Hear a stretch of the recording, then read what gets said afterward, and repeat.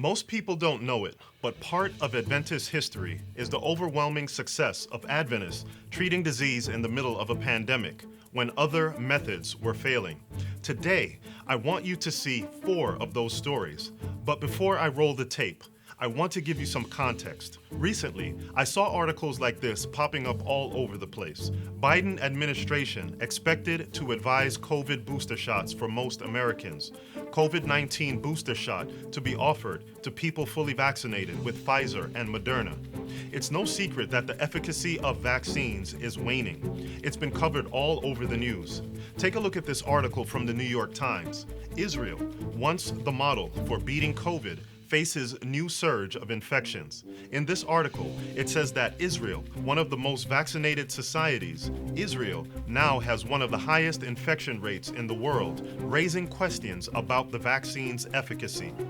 In this article by the Jerusalem Post, it says that as of Sunday, August 15, 2021, Israel had 525 patients in serious condition as a result of COVID. Of those, 404 are over 60, with 277 of them fully vaccinated.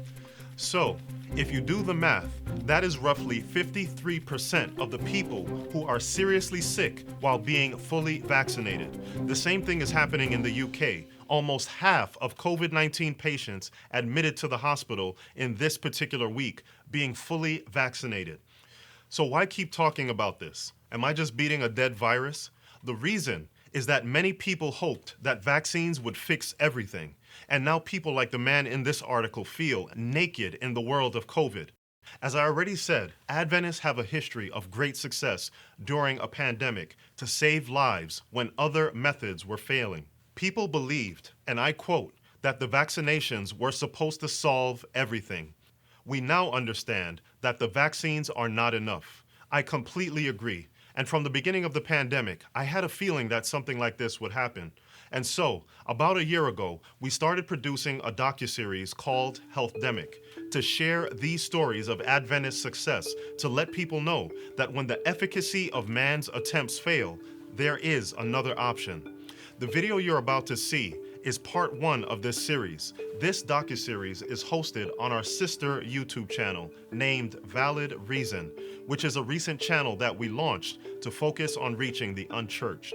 I hope that you'll take the time to watch this video in its entirety and take a look at the other parts of the series as well, as it's more relevant now than in 2020 when we recorded it. I firmly believe that it's time for Adventists to know our history and our mission and to let our voice be heard in such a time as this. So please share this video with other Adventists who you think would be blessed and enlightened. You can show it at AY, and if you know what MV is, you can even show it at MV too. I also believe that non-Christians and the unchurched need to hear these stories as well. So we've placed links to the original HealthDemic episodes from the Valid Reason channel in the description below if you want to share with friends and family. These are safe for people of other faiths or non-faiths, as those links don't have the extra stuff that I've said in this video, because, you know, I said some things today that's just for us Adventist folks. And oh yeah, by the way, if you've watched or will end up watching 2 or more of our videos on this channel or the Valid Reason channel, then you might as well go ahead and subscribe, as we have a lot more coming on both channels. Hope you stick around for HealthDemic. God bless. In February 2020, coronavirus panic gripped the world, and soon enough, people were so scared that they started buying toilet paper at unprecedented paces. And as of April 2020, millions were infected worldwide with almost 200,000 deaths. Countries around the world were shutting down and telling people to remain in their homes unless absolutely necessary. There were so many people at home watching TV that European nations asked Netflix to slow down their internet speed so that, get this, the internet doesn't crash. But this isn't the first time that something like this has happened. In 1918, a similar scenario took place. Newspaper articles from that year tell us that schools, churches, and businesses were all shut down for months as people tried to stop the spread of H1N1, also known as the Spanish flu. The fear today is that the infection and death rates from COVID-19 will reach the numbers that were seen during the 1918 Spanish flu epidemic, which the CDC estimates was 500 million infected and anywhere between 50 to 100 million deaths in a matter of months. Infection was spreading rapidly, and there was even one college in Hutchinson, Minnesota that had a 75% infection rate among its students. But here's the thing. Now listen carefully. No one died. And not only did no one die, but no one was even critically ill. This was unprecedented at the time, when for many, getting this infection meant a death sentence. This is a section from a publication in 1918 entitled Seminary Cinches Flu. Hutch Institution makes a record combating disease. Their success was so stunning that the health officer of Hutchinson City stated that no public institution in the state of Minnesota has up to date made a record in handling influenza, the worldwide epidemic that has swept millions into their graves, like that to the credit of Hutchinson Seventh-day Adventist Seminary. One of the fears of the coronavirus pandemic is that the health system will get overwhelmed with infected patients. If this happens, there's the possibility that thousands or perhaps millions will not have access to medical treatment. So, what if you or someone you love is one of those people who doesn't have access to proper medical treatment?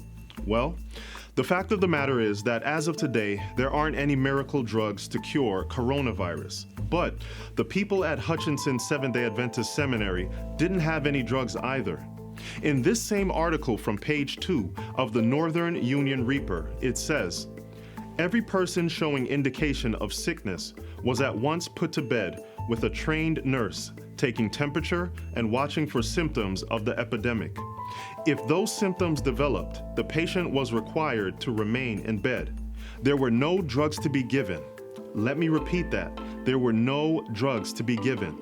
But with complete rest and quiet went a carefully regulated diet and fomentations applied to the throat, chest, and abdomen. Now, I want you to think about this for a second. This college had 75% of its students infected with Spanish flu. This is an article from The Atlantic, which says, nearly half of the dead, which numbered in tens of millions, were adults aged 20 to 40. Well, students at Hutchinson Seventh-day Adventist Seminary would clearly have been in this age range. So, let's see what their outcome was. As a result of this system of handling a disease that is scoring thousands of victims every day, there has not been one case that could have been called serious or a single death in the seminary, although there were more than 90 persons affected. The record is remarkable.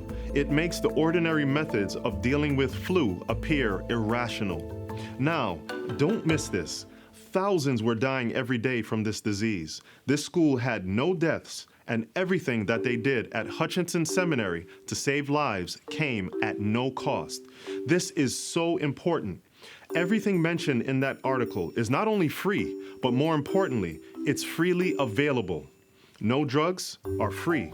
Rest is free. Fomentations are free. And except for the cost of food, a regulated diet is free. The numbers speak for themselves. 75% infection rate, 0% mortality. And at a time when people around the world are worrying about healthcare, these numbers simply cannot be ignored. But wait, there's more. This is a report from Eastern Canadian Missionary Seminary, now known as Kingsway College, located in Oshawa, Ontario, found in a publication named The Review and Herald, December 12, 1918. Nearly 50 students were sick with the influenza at one time. School began again yesterday, and things are looking brighter and better. Practically everyone now is well enough to be at his duties. Even the doctors downtown feel that some unusual power helped us overcome this sickness. We believe that had we not been vegetarians, things would have been worse. Here's a report from South Lancaster Academy, located in South Lancaster, Massachusetts, also known as SLA, December 26, 1918. The boys and girls in our school dormitories did not escape. While the majority of cases were of a mild type, some were very serious, and if treated by ordinary drug methods, would undoubtedly have resulted fatally. Doctors who had patients dying day by day marveled at the fact that in our large and crowded dormitories, with practically no professional nurses in attendance, we had no fatalities. For ourselves, we attribute it under God to the fact that we put into operation the methods of treating the sick, which for years have been a part of our denominational belief. As a matter of fact, they had so much success at SLA that they confidently went out into the community to treat the sick.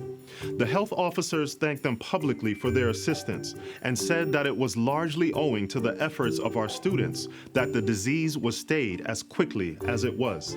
Let me give you one more. This one is about Emmanuel Missionary College, now known as Andrews University, also December 26, 1918. The influenza caused our school to close for a little more than 4 weeks. We have had about 50 cases. All of them have made a good recovery, save one. Generally speaking, at the present time, the health of our students is good. We are planning to have a health campaign in which special instruction regarding healthful living will be given. We feel that it is very important not only that our students value good health, but know how to have it. So, here are the final numbers. 90 infected at Hutchinson Seventh-day Adventist Seminary, nearly 50 at Canadian Missionary Seminary, now known as Kingsway College, 50 more at Emmanuel Missionary College, now known as Andrews University, and while we don't have the numbers at South Lancaster Academy, let's be conservative and assume 25 got sick. So that's about 215 students in the age range that was experiencing up to half of the infected deaths, and there was one death. Ladies and gentlemen, that is a 99.5% success rate. So why were they so successful? And who were these Seventh-day Adventists? Well, Seventh-day Adventists are a Protestant denomination that believes in not just focusing on spiritual and mental health, but also on physical health. If you haven't heard about them, they've been highlighted in the news, in Forbes magazine, National Geographic, and in my opinion, most importantly, the Oprah Winfrey Show, highlighting the fact that as a group, Seventh-day Adventists that follow the practices of a plant-based lifestyle have lower rates of cancer, diabetes, heart disease, and dozens of other lifestyle-related diseases. Before being vegan became trendy, Adventists were practicing this healthy lifestyle and were historically successful at preventing disease, and in the case of Hutchinson Seminary and other schools we've already mentioned, treating disease. So, what does this have to do with the coronavirus, and why should it matter to you? Well, the fact of the matter is that the majority of deaths that have taken place from COVID-19 is unquestionably happening to people with pre-existing health conditions. Here are some of the numbers from the areas that have been most affected. Italy, 99% of people who died had pre-existing conditions. New Orleans, 97%. New York, 86%. The CDC, World Health Organization, and medical professionals all over the world have repeatedly stated that people with pre-existing conditions like diabetes, heart disease, and respiratory conditions are at a higher risk for infection, serious complications, and death. So here's what's been frustrating for me as I watch the news. Everything has been about social distancing, washing your hands, and whether or not we should wear a mask. And there has not been enough guidance about what we can do individually regarding the prevention and treatment of this disease. You need to know that there's more to this than social distancing and disinfecting surfaces. You need to know that you have more control over your health and the health of those you love than you realize. And it's time for you to get educated on what that means. We can see from the Spanish flu pandemic that something like this has happened before. And if history is repeating itself, the question you need to ask yourself is how prepared will you be physically? The thing with the Spanish flu is that most of the 50 to 100 million deaths that took place didn't happen when the disease first hit in the spring of 1918, but it happened later that year in the fall and winter of 1918 when the disease resurfaced with a vengeance. Now, I have no idea what's going to happen, neither does anyone else, but I know that we should be doing two things. Number one, we should get as healthy as possible, as quickly as possible. And number two, we should find out what these Adventists were doing to treat people during the Spanish flu epidemic. Are the Spanish flu and coronavirus exactly the same? No. But health principles were valid then, and they're still valid now. So we can wait around while people continue arguing about masks and vaccinations, or we can take charge of our health today. Of course, there are no guarantees in life, and even the healthiest person can fall victim to disease. But the numbers don't lie. Now, I'm not a betting man, but if I were, I'd put my money on a 99.5% success rate. We'll have more videos coming up to provide info on what you can do to stay healthy so that you can be prepared for whatever comes when it comes. Hope to see you again soon. Take care and stay healthy.